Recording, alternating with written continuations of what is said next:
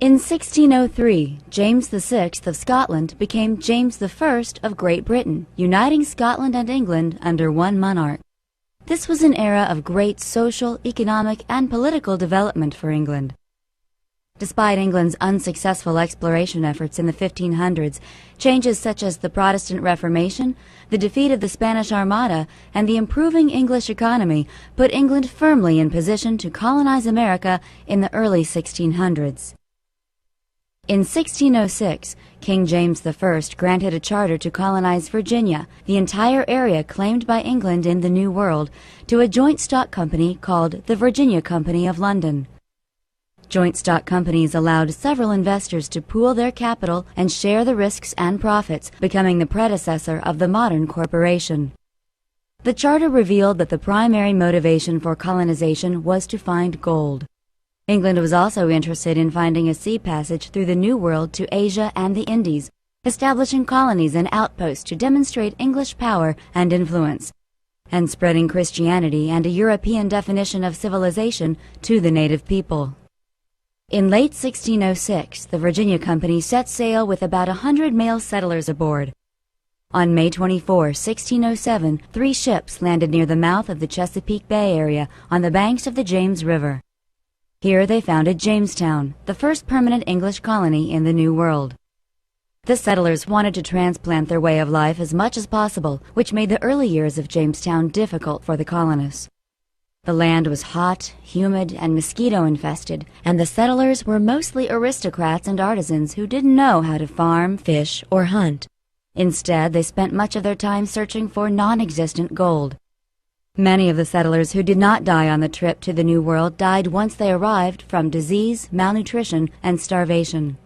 Shortly after, Captain Gosnold fell sick, and within 3 weeks died, Captain Radcliffe being then also very sick and weak, and myself having also tasted of the extremity thereof, but by God's assistance being well recovered. Captain John Smith, 1608. The Powhatan leader for numerous Algonquian-speaking Indian tribes in the region patiently observed and cautiously assisted the colonists. If it wasn't for the help of the Indians, the entire colony might have been lost. Our provision now being within 20 days spent, the Indians brought us great store, both of corn and bread ready-made, and also there came such abundance of fowls into the rivers as greatly refreshed our weak estates, whereupon many of our weak men were presently able to go abroad. The directors of the Virginia Company of London failed to provide the colony with effective guidance, and they continued to struggle. At this time were most of our chiefest men either sick or discontented, the rest being in such despair as they would rather starve and rot with idleness than be persuaded to do anything for their own relief without constraint. Captain John Smith provided much-needed leadership to the Jamestown settlers. Smith implemented a rule that he that will not work shall not eat. Despite the Indians' help and Smith's leadership, the colony was failing.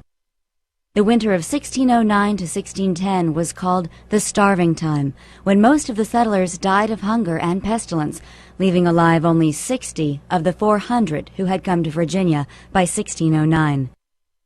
When spring arrived, the remaining colonists decided to head home to England.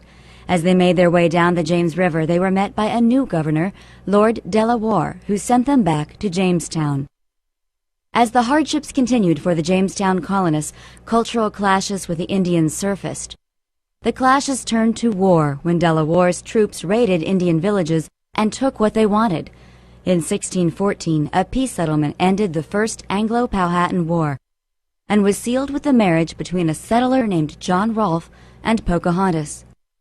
However, the treaty with the Indians is not what saved the settlers. Rather, it was John Rolfe's realization that tobacco grown in the colonies could be sold profitably in England.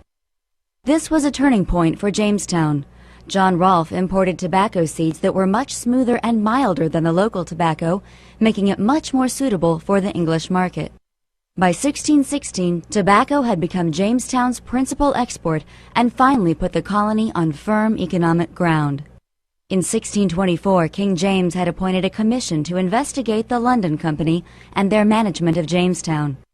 The committee recommended the court dissolve the company, so the king revoked the charter, making Virginia a royal colony directly under his control.